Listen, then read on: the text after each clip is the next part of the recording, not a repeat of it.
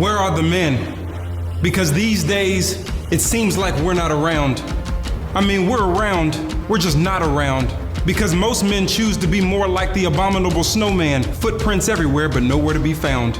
We live in a generation of boys that are being raised to be men, just like their mothers.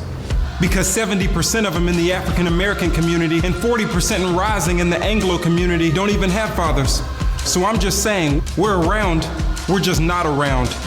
Spending all of our time right in the middle of a decaying culture that we ourselves abound.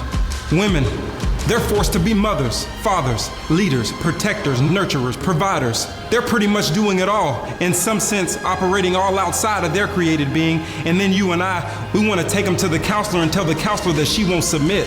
Submit? Submit to what? Submit to a man who himself will not submit? Well, that will automatically create friction, and besides, it's an inherent contradiction.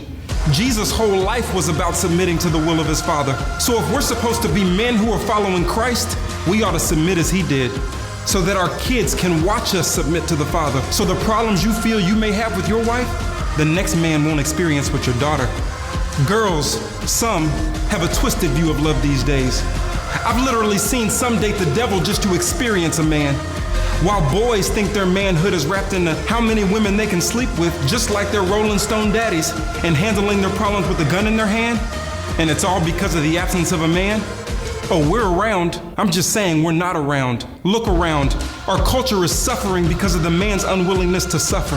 But when I look at Christ, I see that he suffered, especially when he hung on the cross. So it seems to me that suffering is the job description given to man from the boss. Suffer. Yeah, that requires that you and I be a little bit tougher. And I'm not talking about just staying at work later and chasing harder after shiny things and dreams. You know how men do, even though I do realize that we all have to provide. I'm talking about suffering and Christ's sufferings, because that's the only thing that'll keep your legacy in mind. Like when my granddad died, and he was there laying on his death cot, his kids and his kids' kids weren't standing around talking about the things that he bought. I think not.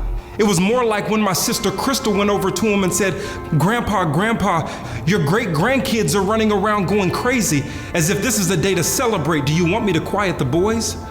Grandpa said, No, Crystal, you don't understand. This is a day to celebrate because I wanted to die to this noise. And then it happened. He fell asleep, right there in the middle of his own den. But I could still see the pride in his eyes because he was surrounded by all his kingdom men that came from him.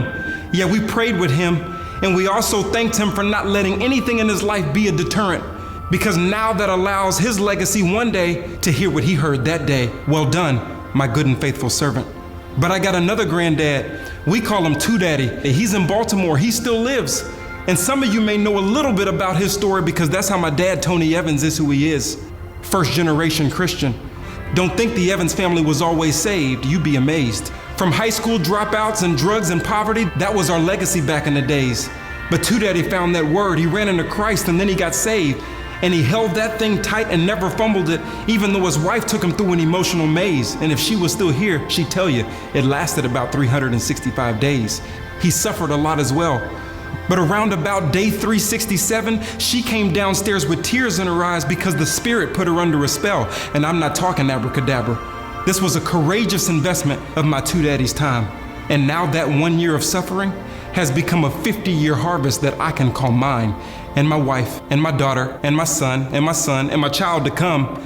And it's our job to hold that legacy tight until Jesus comes and says that it's done. But enough about me. What about you? What does your legacy become? And if your legacy hasn't started yet, I dare you to be the first one. That's enough.